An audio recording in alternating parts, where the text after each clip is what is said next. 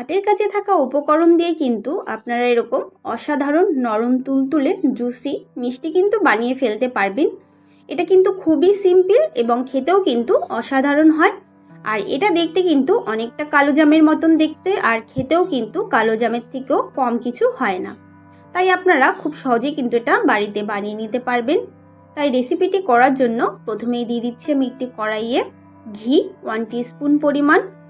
আর ঘিটা যখন দেখবেন গলে গেছে তখনই এর ভিতরে অ্যাড করে দিতে হবে হাফ কাপ পরিমাণ সুজি। অবশ্যই এখানে কাঁচা সুজি নিতে হবে। আর এই সুজিটা দেওয়ার পরে গ্যাসের ফ্লেমটাকে লো করে দিয়ে কন্টিনিউ নাড়িয়ে সুজিটাকে ভেজে নিতে হবে। আর এটাকে কিন্তু আপনার বেশিক্ষণ ভাজতে হবে না, 1 থেকে 1.5 মিনিট মতন ভাজলেই হবে।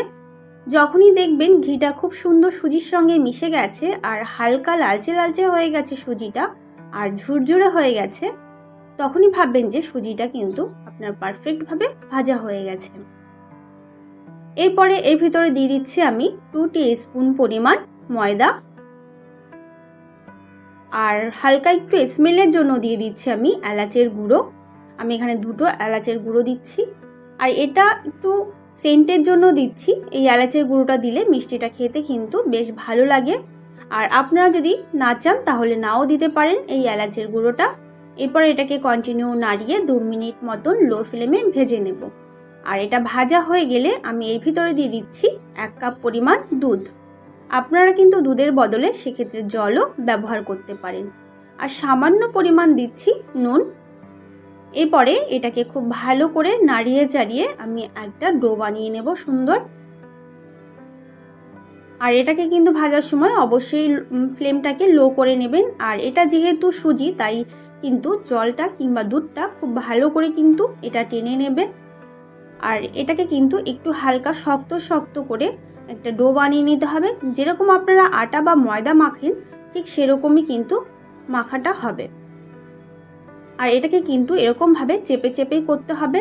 আর আপনারা যদি চেপে চেপে না করেন সেক্ষেত্রে কিন্তু এটার ডোটা ভালো হবে না, ফেটে ফেটে যাওয়ার সম্ভাবনা থাকবে। তাই অবশ্যই চেষ্টা করবেন এরকমভাবে চেপে চেপে করার।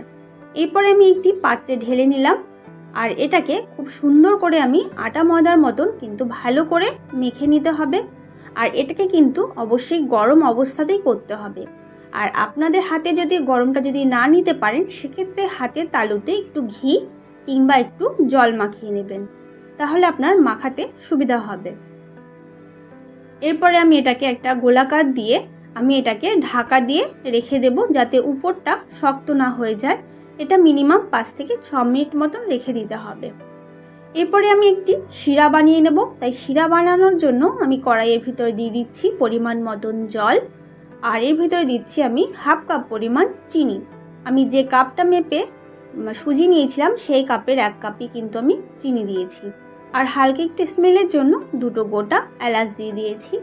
আর এরপরে এটাকে হাই ফ্লেম করে সুন্দর একটি শিরা বানিয়ে নেব। যখনই দেখবেন চিনিটা খুব সুন্দর গলে গেছে তারপরে দেখবেন এরকম হাতের তালুতে নিয়ে যে এটা আঠা আঠা হয়েছে কিনা, হালকা আঠালো, খুব বেশি কিন্তু আঠালো করার দরকার নেই। হালকা একটু হাতে আটকে আটকে গেলেই ভাববেন যে শিরাটা কিন্তু আপনার পারফেক্টভাবে তৈরি হয়ে গেছে। এরপরে যে ডোটা বানিয়ে রেখেছিলাম ওই ডোটা থেকে আমি একটি আকার দেব। আপনারা যে কোনো আকারেরই দিতে পারেন। আপনারা চাইলে চৌকোও বানাতে পারেন কিংবা হালকা চ্যাপটাও বানাতে পারেন। আমি এখানে গোলাকার দিচ্ছি, যেহেতু গোলাকারটা কিন্তু খুবই সহজ আর খুবই সিম্পল। আর গোলাকারটা বানানো কিন্তু খুব একটা বেশি টাইমও লাগে না। আর গোলাকার বানালে কিন্তু আপনার এই মিষ্টিটা কিন্তু ফেটে যাওয়ারও সম্ভাবনা থাকবে না। তার জন্য আমি এখানে গোলাকার দিয়ে দিয়েছি। এইভাবেই আমি সম্পূর্ণ ডোগুলো সুন্দর করে বানিয়ে নেব। আমি তাও আপনাদের আরও একটা করে দেখাচ্ছি। দেখুন এটা কিন্তু খুব সুন্দর হচ্ছে, এটার গায়ে কিন্তু একটু ফেটে ফেটে যাচ্ছে না। আর যদি এইটার গাগুলো যদি ফেটে ফেটে যায় সেক্ষেত্রে কিন্তু এই মিষ্টিগুলো ফুলবে না। এরকম যেরকম সাইজ থাকবে ঠিক সেরকম সাইজই কিন্তু থাকবে। এই সেম প্রসেসে আমি সম্পূর্ণ ডোগুলো কিন্তু বানিয়ে নিয়েছি। এরপরে আমি এগুলোকে ভেজে নেব।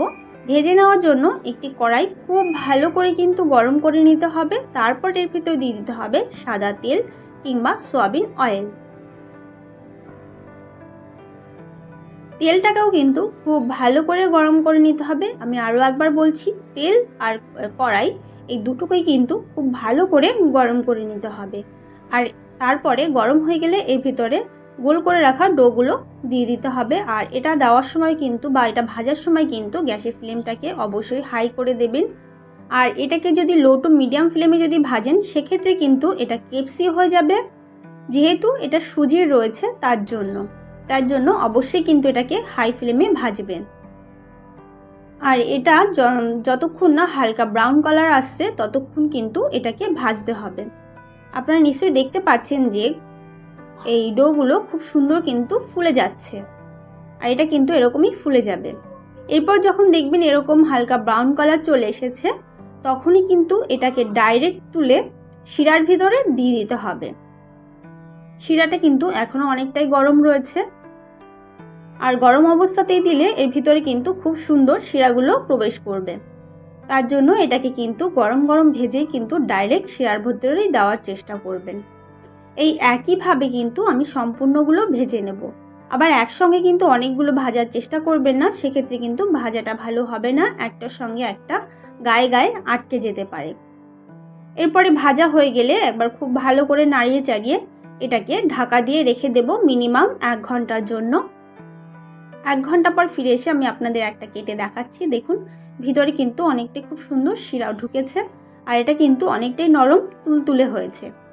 আজকে রেসিপিটি যদি ভালো লাগে অবশ্যই একটি লাইক করবেন, আর আমার চ্যানেলে নতুন হলে অবশ্যই সাবস্ক্রাইব করবেন।